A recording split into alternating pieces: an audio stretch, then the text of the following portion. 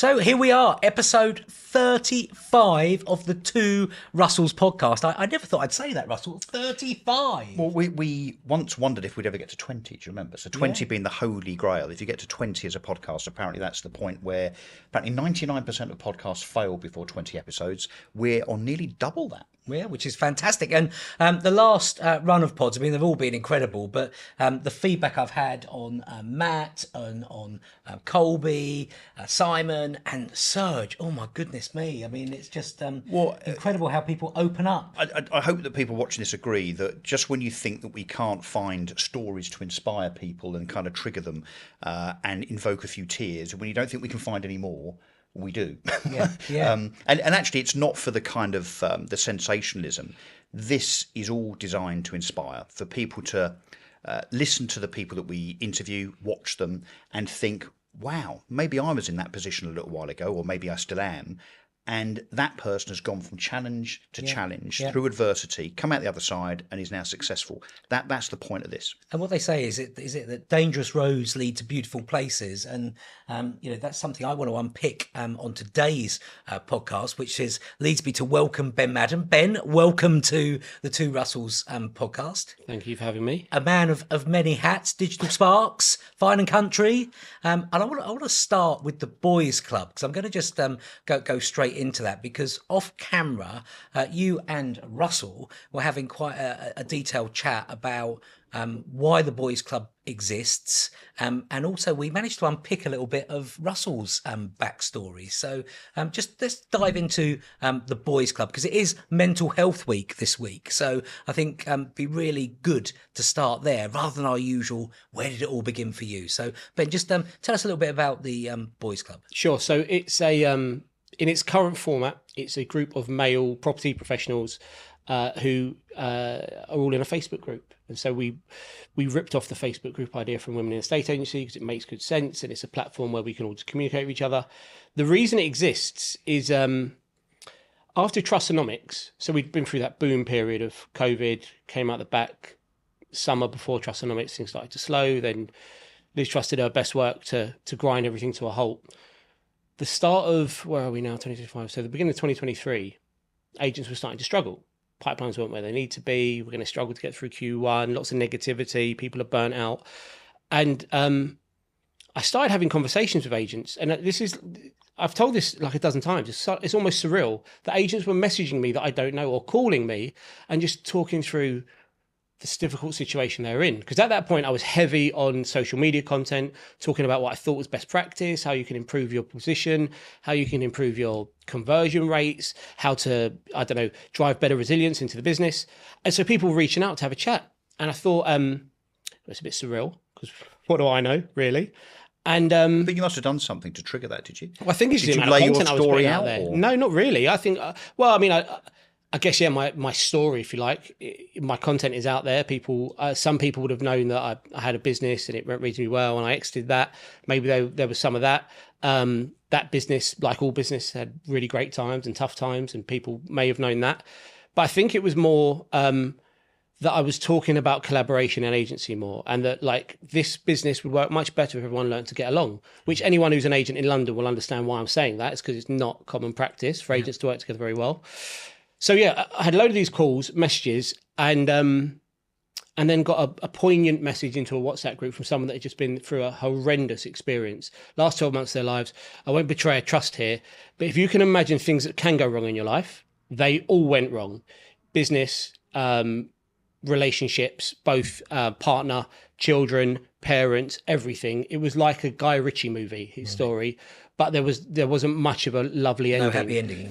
So anyway, I said to him, look, I've been thinking about this for a while. I'm talking to loads of people. Would you be interested in telling your story to a load of people because I think it would be beneficial? And that was the start, really. He said, yeah, I'll do it. A few guys showed up for the first Zoom meeting. And then the next one, we thought, look, we should do that again and somebody else tell their story. And it's just sort of snowballed from there. The concept is really simple. It's a group where men can feel safe, which I know it sounds naff, but to talk about mental health if they want to. Yeah. You know, we don't talk about it. It's a bit of a taboo subject. We don't like to do it around women, that's for sure. And so the idea is that we do that. At the moment, we're going through a bit of a transition. I want the group to be more about how we build resilience, how we build relationships, how we help each other do better things, rather than talk about mental health. Because that's not a sexy No. pitch, is it? Let's go talk So about mental health. we started that conversation off camera where I apologised because I'm part of that group, but I've made zero contribution to it, and I apologise for that on the basis that, have I got a story? Yes, well, you have. Well, I'll let others be the judge of that, I suppose, in terms of, what makes me the pantomime villain that I am. And there is a story to that, and I'm happy to tell that within the confines of your group at some point in the future. And there's some kind of sensitivities there. It's, childhood stuff and parents and whatever. But on the basis that, maybe that little contribution, which is the point, I guess, of what you do, might help, again, to inspire others. Because I think it's very easy when it comes to mental health to almost compartmentalize. You see people on Instagram and Twitter and LinkedIn, everyone's doing brilliant. Everyone's fantastic. They've got this, they've got that. You don't see the backstory, the challenges and so on, which is, again, part of this podcast. But you also don't get people very often saying, just had my car repossessed, just been fired, business has just failed, and so on. So the illusion is that those that you are exposed to on social media are all doing better than you. It isn't true. Absolutely. And so I don't know if you guys have seen what I posted into the group today. No. But it was because you're not doing a lot. I'm not doing a lot, and I'm meant to be sort of managing the group, if you like. So I'm making a conscious effort to post into the group more. I mentioned something a couple of weeks ago. I said, I'm not sure if this group is achieving what we want it to. Are people getting value from it? Is it helpful? I saw that. And so I got loads of feedback from that. I got private messages saying it's more powerful than you realise. I know we've helped people because I've had direct messages from people. And I'm talking the most extreme, people saying, I was a couple of weeks away from making a really horrendous decision. And hearing that story means I'm now going to talk to someone, so thank you. So I decided I'm going to post more. So today I posted 7 things that have happened to me in the last 2 weeks. Because someone said to me, Ben, people look at you and think everything's... What's that, good and bad? Or just, right. So, some good stuff, positive, easy stuff. But so I was accused of bullying 2 weeks ago by a mate. Right. He didn't use the term bullying, but he referenced mental health. And as someone who will go out of their way to punch a bully in the face if they're attacking someone, that really knocked me for about 48 hours. Yeah. It really knocked me. And what to be characterised as the person that you hate? Yeah, I'd been the arsehole, and I didn't see that coming. I mean, I am an arsehole, but not to my mates. But you're quite a nice arsehole. Occasionally. So that knocked me, and it turns out it was more about him than me, and he was just going through something. So I wanted to share that with the group. We lost a very big pipeline, a big deal out of our pipeline. So I know how I'm going to sound like a massive douchebag. Fine & Country is low volume, high price, high fee point. We lost $100,000 pipeline in a... What, a chain? Yeah, only 2 deals worth $100,000. That's quite a chunk to lose. That's not much fun when that happens. No. So I thought it's a good idea to share. We all have struggles. There's highs and lows. I like the concept of stoicism. I like that. So I try and manage the highs and lows by being just level-headed. Okay. Can we talk a bit about Fine & Country? Obviously, we can, You are a licensee of Fine & Country. Certainly am. That's what it is, I think. Is that what it's called? That is correct, yeah. Not a franchisee. Not a franchisee. And have been for some time. Yep. Yes, I've been well, you've done me. I've been a Fine & Country franchisee. I've been a licensee with Fine & Country for now for 6 years. Okay. Yeah. And I suppose 2 questions. Why? Why Fine & Country from the point of view of when you got into that 6 years ago? But also, obviously, very publicly, there was a takeover of the Fine & Country business and others by Gareth Sample's Property Franchise Group. People will probably be intrigued to know if, from your point of view, operationally, at the coalface, there's been any changes as a consequence of that deal. So, answer to question 1, we had an independent business that was a mass market product, average sale price of $450 to $550 in West London suburbs. So that's very middle of the market. We wanted to break into the higher price properties, so we took the Fine & Country license and ran it as a halo business. And we got it wrong. So as alongside? Yes, we ran them together. So your premium brand. Yeah, we had a real pig's ear of it the first couple of years. We did the thing that you should never do an agency and recruit someone to do it for you. That was a disaster because we'd always promoted from within, but we were so intimidated. Other recruits are available. Well, of course. Well, so recruit people to do the thing you understand, but don't recruit them to do the thing you don't know yourself yet, because that's just a recipe for disaster. And then that didn't work out. So we said to our current sales force, you're going to wear 2 hats. You're going to be Thorgills, you're going to be Fine & Country, because on paper, that absolutely works. But on paper, Tottenham win stuff. So on paper doesn't mean anything. That was a disaster because we were asking them to look towards doing business in 6 months' time when they could actually do business tomorrow on the current portfolio. And then so we went for a split, and we split the business, and we put the right people into Fine and Country, and it worked quite nicely after that point. We get the right people doing the right thing in the right way. Since the takeover, since the acquisition. Which has been how many months now? 6, 7, 8 No, months? it's more like a year now. Is it? Yeah. Right. Yeah, it's getting on for a year. It was last summer we were, we had the meeting. So yeah, maybe it's more like 9 months. Yeah, a bit boring actually. No real. What, as in no change? No major changes. Nothing significant. And is that a good thing? Well, the line, as you could probably imagine, was it's going to be business as usual. And we got that a lot, and we heard it so much that we all became very cynical because, as soon as someone tells you, let me give me your honest opinion, you're not going to get an honest opinion. The chairman's vote of confidence. Yeah. Well, yeah, exactly. And I mean, there's been some change, but nothing to do with the acquisition. So, for instance, Nikki, who's managing director of Fine and Country, is on maternity. So somebody else has come in to be Interim. a temporary managing director, Jonathan Hanford. And that's brought some continuity where you might think when there's a maternity shift, it might not be, but John's an existing licensee, brilliant operator.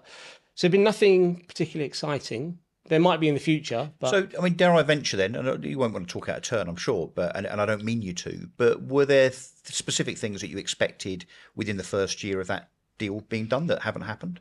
Well, so I guess the cynic in me thought we're going to see a reduction in headcount at head office and in the marketing function, and they're going to pull them all together. Synergies. And I get that. If I was buying a business and had all these different brands and could centralise a load of functions, I would have done that.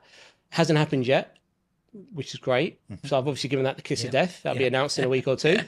I think Gareth's due to come on, I think in June after He's the booked. results. So Well, don't be scared to press him, chaps. We will press him. Definitely won't be.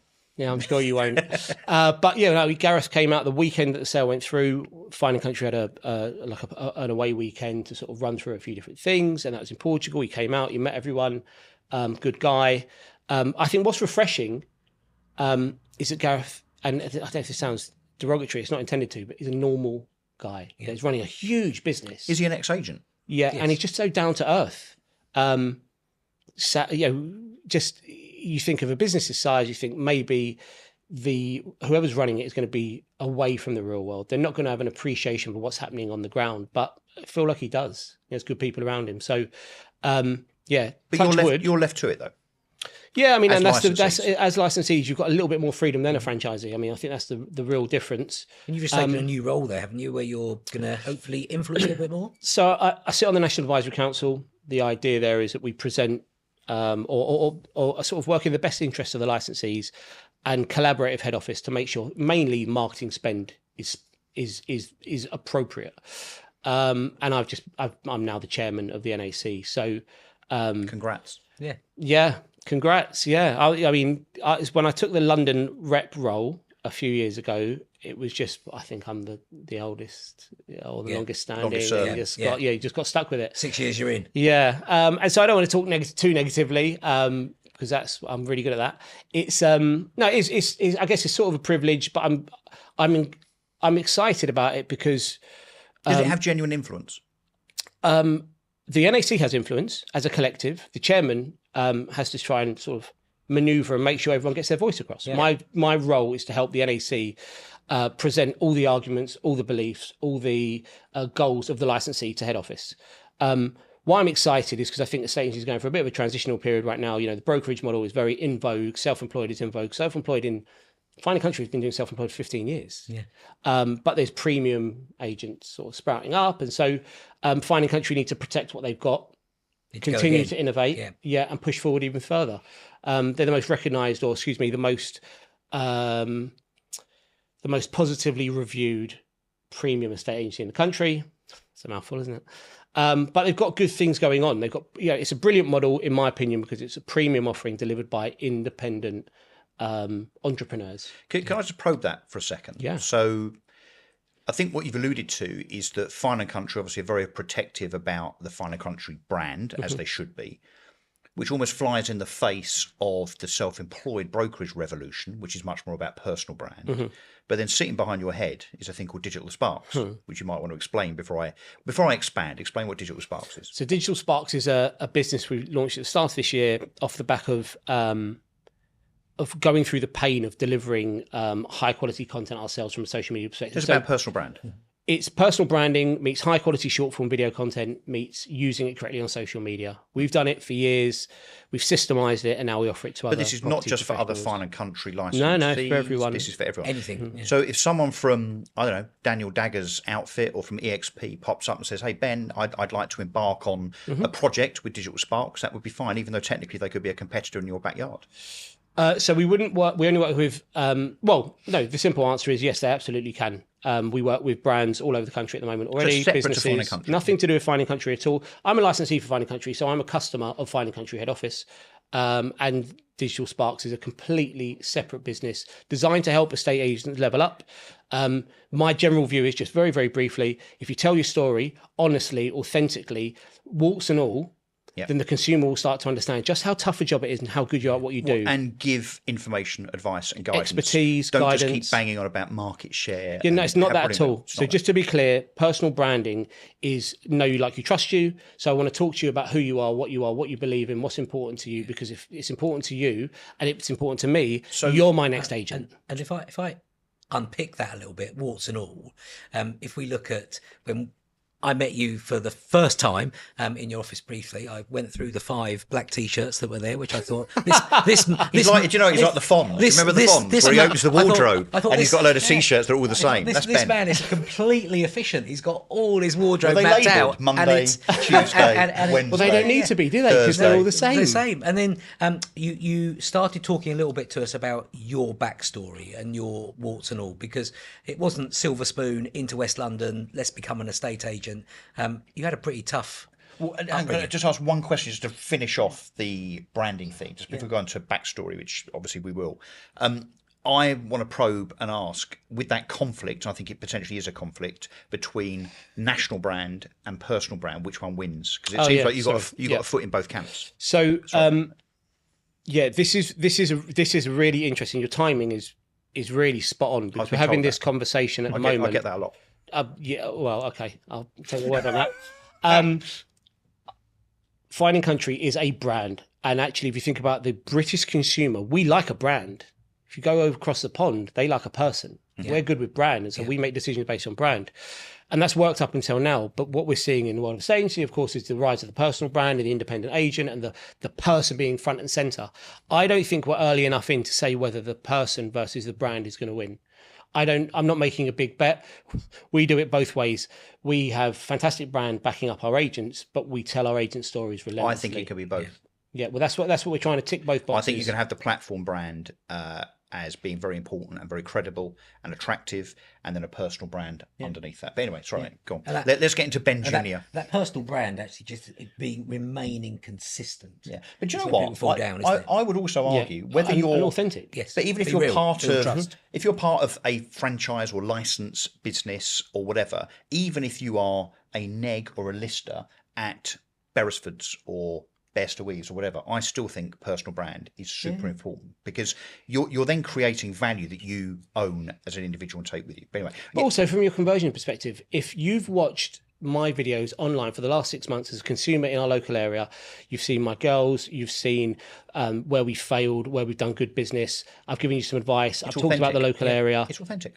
You're interested. You might be a QPR fan. I might talk about QPR straight away. You feel sorry for me. Why would you do that? Well, because I'm looking for a bit of sympathy. Clearly. We won't get Russell on football because it just doesn't go anywhere. Not interested. Let's get into Ben Jr. Yeah. Where did it all begin?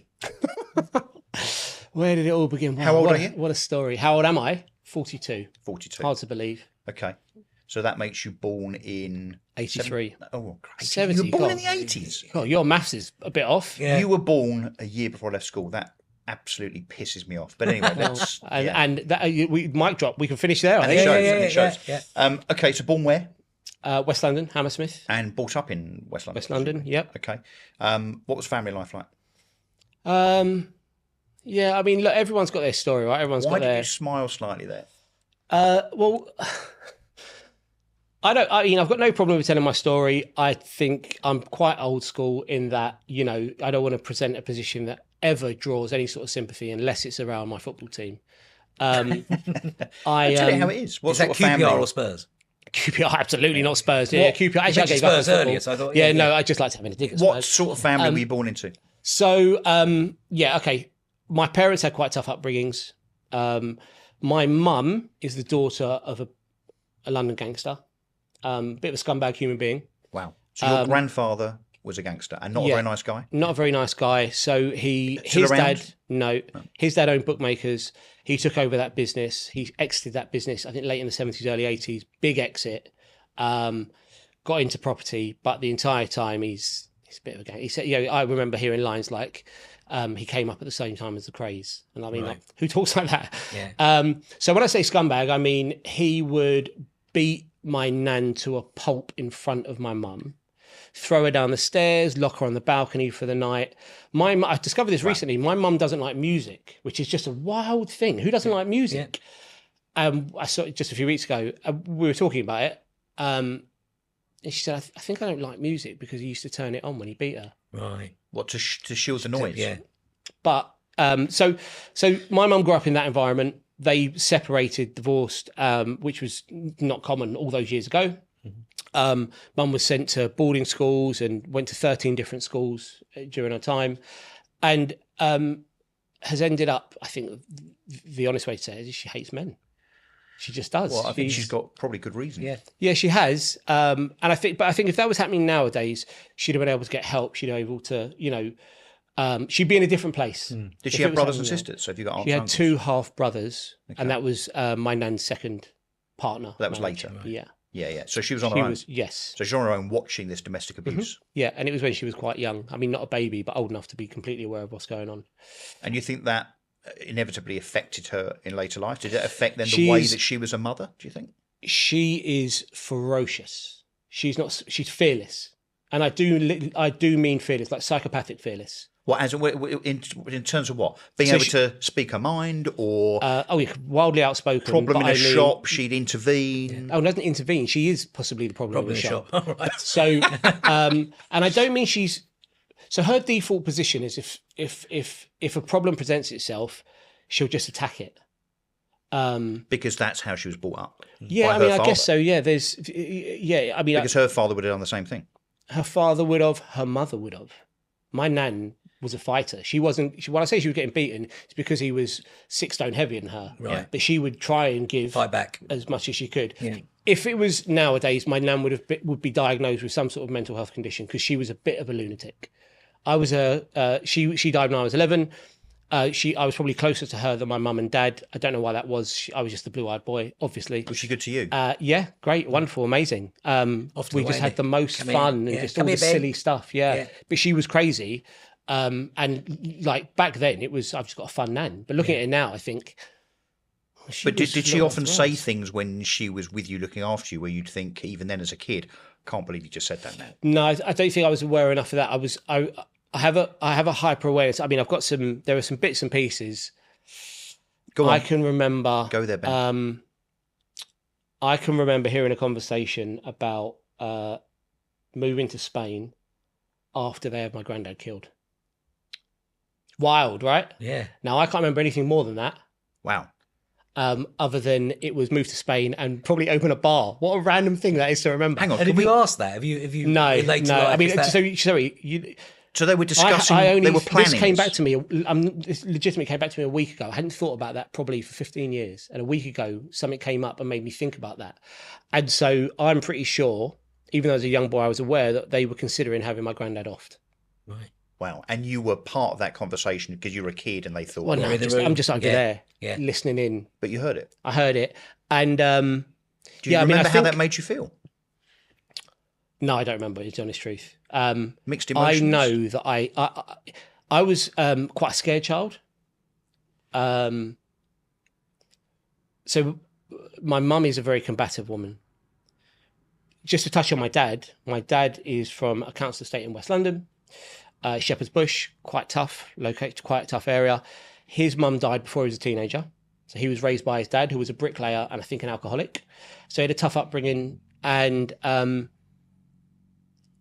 they are 2 of the most combative, argumentative people on the planet, and they've managed to marry each other, which makes for just a crazy home life. Sorry, mum and dad are still together? They're still together. Even though they are combative? Yeah. As in argumentative, swearing at each other? Yeah, relentlessly. Chucking things at each other? maybe years ago it would have been more like that. Now it's almost like they've just withdrawn from it and they'll argue. And But they're still together. Chucking words. I mean, I think they've got to the point where it's like we might as well just see it through now. But hang on, So how come in all this- 45 plus years, presumably? 40 odd years, yeah. Wow. With all this going on, Ben, then how come you've arrived here? Why are you not in the street crime of West London? Because it wasn't just because they're combative and argumentative and at times really difficult. It doesn't mean they don't love you. And so I come from a loving environment, just a very tough one. I remember if I would get an injury playing sports as a young kid and cry, which I think also, I think anyone watching this, I bet lots from my generation, raised by the older generation, get up, dash it off, stop crying. Yeah. I remember breaking my wrist, jumping off a bus stop, waiting to go to my nan's, and my mum pulling me up by the wrist, not knowing it was broken. And, I've got a broken wrist. And these things seem normal to me. And I think for some people... What her attitude was what? Just get on with it.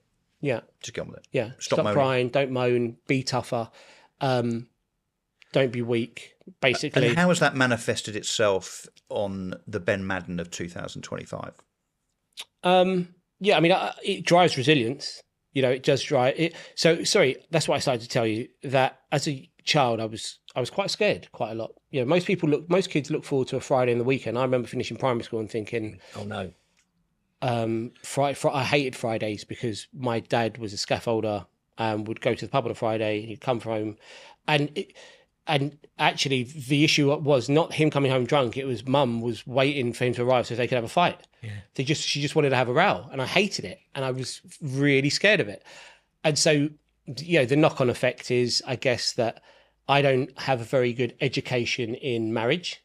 I've watched those two, and that's been ground into me. I look at my sister; she's like a mini mum, and she's now separated from her partner, and of course, blood is thicker. Yeah. But I bet she was a freaking nightmare because she's learned that behaviour. But Ben, when you see all that, you might not realise it at the time, but you have a subconscious choice. You can either go down the same route where you can be argumentative, aggressive, maybe even violent, alcoholic, and so on, or you can decide for whatever reason, because you push that button yourself, or just because it's in you, because maybe you've inherited DNA from another part of the family, you can decide to be a successful, hard-working, enthusiastic entrepreneur, and you're clearly the latter, not the former. Why are you not the former? Yeah, I mean, it's interesting, the nurture-nature conversation, what you pick up, the habits you learn. Because you could be a West London drug-dealing gangster. Yeah, I mean, it sounds interesting. I mean, some would say an estate agent is not far off being a West London drug-dealing drug-dealing gangster. I think... But why are you sensible? I don't know. Did you look at your parents and your family's behaviour, because it's multi-generational, and just think, fuck this, I'm not doing this? So look, let me just frame it up a bit better.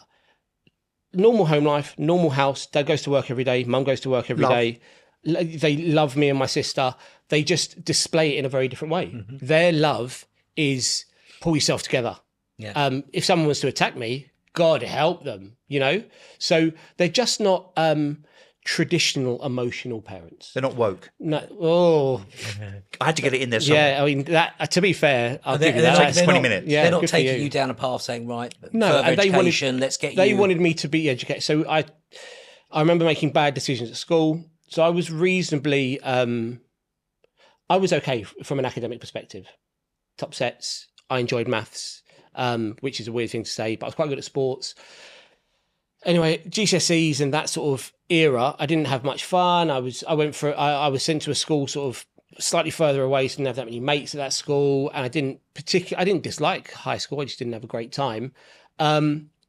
When I chose A-levels, I chose A-levels for them. I chose maths, history, economics, and IT, which were very quite academic. Yeah. And after the first year, I was like, I just don't know what I'm doing here. Did you go to uni? No, so I dropped out of the A-levels, okay. and went into various jobs. But they were always supportive. They didn't want me to drop out, but it also wasn't the end of the world. It was just, okay, we'll go get a job. Because I presume, and don't shoot me down for assuming this, but not many people in your family have been to university. No, it's a real shame. So my dad went to the Oratory when the Oratory was what you know, not who you know. And he went to night school and studied as an engineer. And then Shepherd's Bush pulled him back and he ended up as a scaffolder, which is a bit of a shame. and ended up as a rigger. But, you know, what I learned from him is work ethic. Worked his arse off. He broke his arm. He's a scaffolder. He broke his arm, went to work for 3 days before getting it checked. Right. When you're on dailies or you're getting, you know, paid for the work you do. Apart from the obvious, which obviously is, you know, the violence within the family as you're a kid, the obvious. Do you regret the type of family that you were brought up by, or not? No, I mean, I try not to just have regrets full stop. You know, I don't want to do the cliche, you know, you've got to learn from everything. No, but do you think it was a good thing is what I'm getting at? Yeah, I mean, it's set me up well, actually. And I don't enjoy violence, to be clear. I don't like confrontation, but when it finds me, I can't help but just go for it. And normally on a sports field, or, you know, as a younger man, maybe making some bad decisions. In a state agency, you've got to be comfortable with the tough conversations. And so I remember, you know, I'm not front facing a state agency so much anymore, but I was quite good as an agent because I just wasn't scared of having these difficult conversations. And people will be, you know, and nowadays they're worried about picking up the phone. Not backs, rejection. Yeah, it's just life. And that work ethic that you got from your father and your family, when you came into Thorgills, that must have really been driving that business forward. Because I always thought around that 2005 era that, you know, if you were working harder, it was the work harder than anybody else because there wasn't so much working smarter, you will succeed. Yeah, I mean, I got into agency probably around 2005. I did a couple of stints at 2 different businesses and then launched Thorgills 2008 just as the market crashed. And I think for a lot of people, they might have capitulated because I've just invested money, I've launched, we're 3 months in and the world is falling apart. And I can't specifically say what the emotion was, but I'm pretty sure I would have been like, well, fuck it, let's get on with it. This is great. Everyone else is... When I broke my arm, I'm going to put scaffolding up. Cream rises to the top, let's get on with it. And so we were a bit of a chameleon. We needed to be what we needed to be when we needed to be it. And so we did that. And from a culture perspective, I like to think we've built the business around work ethic, resilience, tenacity, and really caring about what you do.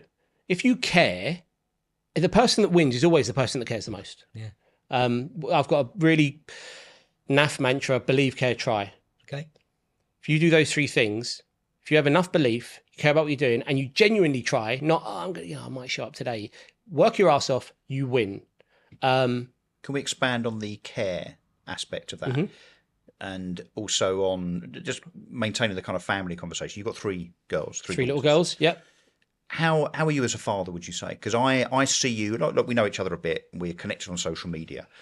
I genuinely see you as being a very proud and devoted father, which might fly in contrast a little bit, despite what you said about your family background and there being some combativeness and the fact that you were loved and so on. But it seems to me that you're almost the antithesis of what's gone before you when it comes to how you react to and bring up your daughters.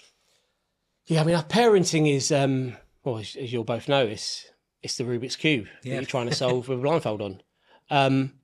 I try to, I guess, create an environment that's tough for them. How old are they? How old are your daughters? 3, 5, and 9. Okay. Wow. When I say tough, I mean, I want to say enough. No. I just want to say, I want them to hear the word no. I don't want them to get everything they want whenever they want it. I think we touched on mental health. I think we are where we are today because everything's so easy. Everything is a yes. Silly examples. Everyone's a winner. Yeah. You want to? Don't give me those participation medals. I will not have any of that nonsense. You have to feel the loss. Yep. I want my 9-year-old. She is heavily dyslexic. We didn't find this out until she was 7, and that's tough for her, poor little sod, because I'm quite a tough parent. With reading, we're going to get this done. We're going to nail it. She just couldn't do it. And I'm pushing her and pushing her and pushing her. So I've been an arsehole for a couple of years without realising. And so I know people will feel sorry for her. She'll get sympathy. And I've got some sympathy. And I feel like a horrendous human being for how hard I was originally. But this is going to stand her in good stead because she's having to deal with stuff now that lots of other kids aren't. Yeah. She has to... this difficult thing that she's dealing with will make life easier in the future. And so I take a longer term view. When they hurt themselves, when they fall down, when they're having a tantrum because I've said no, they can't have another cake, whatever it is, I'll take that short term pain because in the future it's going to serve them well. If we go back 50 years, 100 years, everything was more difficult. You also look at the generations that were raised 50 years, 100 years. I'm certain they were more resilient than we are today. Well, the problem with that and that attitude these days is that if you do cover everything in candy floss and cotton wool for your kids, notwithstanding the fact that maybe they won't be able to kind of, it'll be sink or swim and they might sink in the future, whereas previous generations, I think, were more resilient and would therefore swim. We don't end up with the next generation of entrepreneurs because no one knows what it's like to live a life of hard knocks. No one knows what it's like to fail and to pick yourself back up again. So, I would accord with your attitude, but most parents, schools, government organisations now are very, very much it's pat on the head for everything. Everyone's a winner and so on. And I personally think that's very dangerous. How does that work with Mrs. Madden? Does she agree with you or do you end up with a bit of conflict? Because I know what happens at my house when I'm tough on my kids, my wife, whether it's my kids or the dogs, she and I are often at odds in terms of me being too tough. Look, I think a lot of marriages or relationships are a hotbed of hypocrisy. If I'm too hard on them, then I'm quickly told that I'm being too tough on them. And then tomorrow, when she's too tough on them, I'm told I shouldn't be commenting. But hang on, I don't want to get too deep into the psychology here because none of us are qualified to do that. Is it hypocrisy or is it balance? I think when I'm told not to do something, if I'm not told not to raise my voice, and then the next day my wife raises her voice, I think that is hypocrisy. Do you call it out? Yeah.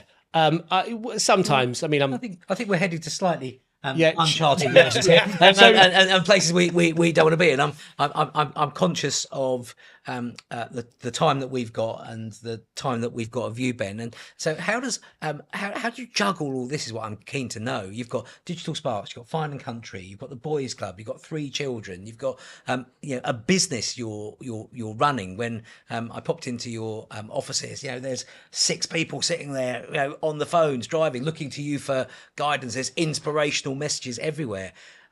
What keeps you going to do more and more and more and give so much back as well? I think, look, I like to be busy is actually the simple answer. My granddad was wildly successful, and so someone at some point in my future is going to assess the way I am and say, you're doing it to try and be better than him. I'm certain of that. But I don't know if I completely align with that, because I like to be busy. I like to achieve things. I like the feeling of fulfillment. I want to set a great example for the girls. So I'm busy. I'm working hard. Sometimes I question whether I'm working too hard because I'm not getting enough quality time with them. But as you said earlier on, I try and be present. I am wildly proud of them, although not in the way people throw the word proud around now. I'm not proud that they've done something that, of course, they're just going to do that naturally. I'm proud when my 9-year-old is sitting out the front during COVID with her little mate from next door who is on the spectrum and talks at 100 miles an hour, and a little old lady walks past to buy their lemonade, and because she's 100 miles an hour and she's talking, the little old lady says, "You talk a lot, don't you?" And my little girl says, "If you don't like it though, you can leave." And I think that defending other people, I couldn't be prouder. So I've constantly questioned whether I'm around enough or I'm doing enough, and I see moments like that and I think, that's my girl.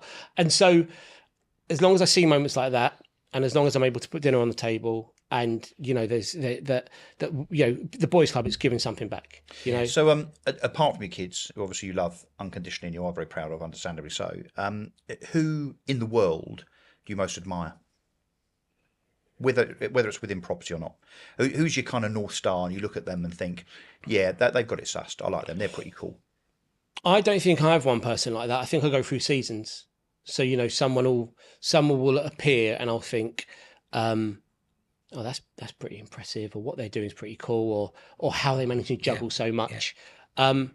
I guess the person I come back to a lot though, which North Star is not the right term, but I'm constantly, I think my mum has done really well, actually. And it's not like an aspiration to be like my mum, but her circumstances were fucking awful. She's managed to find herself in her 70s with 6 grandchildren, and whilst not everything is perfect, it's a lot better than it was. I think she's happy. What she's got, and I think there's something in that. She's tough. In terms of people I can rely on, I would say she's number 1 on my list. And reliability is a big thing for me. I've got family, reliability, and innovation. They're 3 things that I sort of think that I enjoy the most or are important to me, and they're my core values. And I think I learned the reliability piece from her. If I'm 30 seconds late through the door for dinner, I'm getting a clip around the ear. But she's big on reliability, and if she says she's going to do something, she'll do it. So, yeah, I mean, a bit of a naff answer, but... It's a wonderful answer. And what a wonderful story. Ben, if people want to get in touch with you, find out more about the Boys Club, LinkedIn, Facebook, best place to go? All of the above. Boys Club is just search for it on Facebook. It's called the Boys Club Mental Health Group. We are going to focus more on relationships, friendships, resilience, stuff like that, as opposed to mental health, because they fold into each other nicely. And if I want to know more about Fine and Country, get in touch with you directly. Yeah, sure. And if I've got a digital story that needs telling, Digital Sparks. Everyone has a digital story that needs telling, just so you know that. Yeah. And if I want to buy some lemonade, there's a 9-year-old selling it. Yeah, but she's feisty, so so don't criticise our mate. Yeah, absolutely. Ben, you've been brilliant. Thank you, seriously, and thank you for being really honest and candid about your story. Not everybody wants to do that or can do that, but truly, it's inspiring. Thank you. Thank you, Ben.